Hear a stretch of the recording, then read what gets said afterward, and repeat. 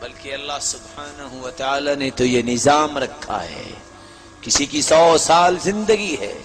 اور 100 سال ہی اللہ کی نافرمانی میں گزار چکا ہے، آ جائے پلٹ کے خالق و مالک کے سامنے کمزور ہاتھوں کو پھیلا دے اور پھیلانے کے بعد سچی توبہ کر لے،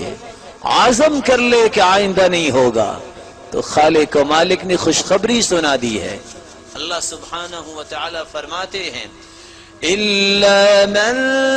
تَابَ وَآمَنَ وَعَمِلَ عَمَلًا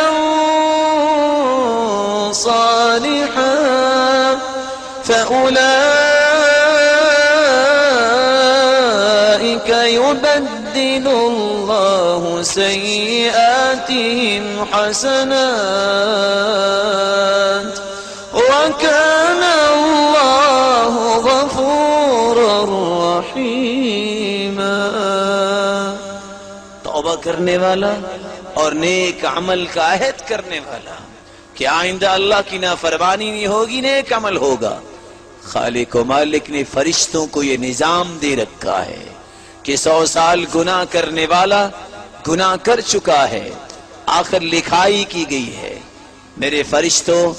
ان گناہوں کو ایسی فونٹ لگاؤ یہ 100 سالہ گناہ معاف ہی نہیں کیے جائیں گے، بلکہ ان گناہوں کو بھی نیکیاں بنا کے لکھ دو۔